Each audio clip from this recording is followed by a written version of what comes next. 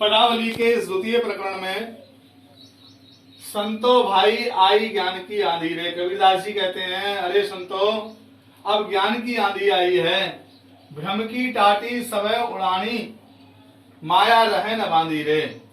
अब जो भ्रम था मन में, जो संसार को ही सब कुछ समझ रहे थे, संसार को ही ईश्वर माने बैठे थे, तो वो भ्रम जाता रहा। अब ईश्वर ईश्वर है, न कि संसार ईश्वर है, ऐसा भ्रम खत्म हो गया मन से। तो भ्रम की टाटी सवै उड़ानी, माया रहे न बांधी रे। अब माया से बंधे हुए नहीं है, माया को छोड़ दिया है, संसार रूपी मोह माया को छोड़ दिया है, मैं ममता को छोड़ दिया है। दुचते की दो थुनी गिरानी, मोह बलीडा टूटा। जो दो चित्त थे, मन में दुविधा थी, वो समाप्त हो गई है। वो जो द्वित्व की जो भावना थी, ईश्वर अलग है, जीव अलग है, इस प्रकार से ईश्वर का ही अंश जीव है, जीव कोई अलग सत्ता नहीं है, ईश्वर का ही अंश है। इस प्रकार से जीव को ईश्वर में मिलाकर एकत्व स्थापित, अद्वैत स्थापित कर दिया। तो दुचते की दो थुनी गिरानी, मोह बलीडा टूटा। इस प्रकार से सारा मोह नष्ट हो गया। तृष्णा छान परी घर ऊपर, कुबद का भांडा फूटा। जो तृष्णा रूपी है, लोकेशना, वित्तेशना, पुत्तेशना, इस प्रकार की जो ईशनाएं हैं, उनका जो छप्पर मन रूपी घर पर पड़ा हुआ था, वो अब समाप्त हो गया है, उतर गया है। और कुबुद्ध का भांडा फूटा। कुबुद्धि, मन में जो बहुत प्रकार के विचार भरे हुए थे, वो भी सब समाप्त हो गए। जोग जुगत कर संतो बांधी, निर्चो चुए न पानी। कहते हैं, योग की युक्ति संतों ने इस प्रकार से सिखाई, इस प्रकार से मन उसमें बांध दिया कि अब निर्जु होकर के बैठे हैं। अब इससे कोई भी भाव सर्वित होने वाला नहीं है, अर्थात पानी टपकने वाला नहीं है। कूड़ कपट काया का निकसा, हर की गति जब जानी। जितना भी मन में कूड़ा कबाड़ भरा हुआ था माया का है, तो वो सब काया से निकल गया है। ईश्वर की गति को समझने के बाद वो सब समाप्त हो गया, नष्ट हो गया। आंधी पीछे जो जल उठा, प्रेम हरि जन मीना।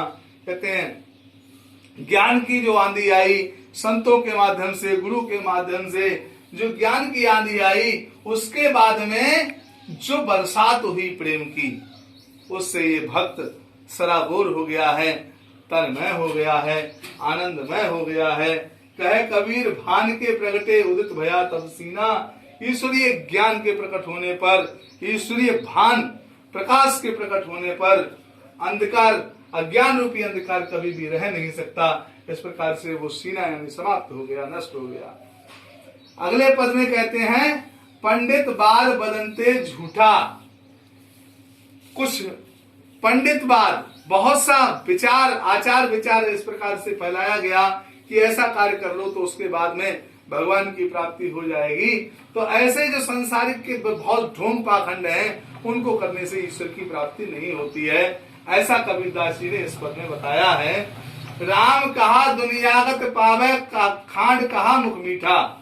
कहते राम कहने से अगर सबको मोक्ष की प्राप्ति हो जाए, तो मैं ये मानूंगा कि मीठा कहने से सबका मुंह भी मीठा हो जाएगा।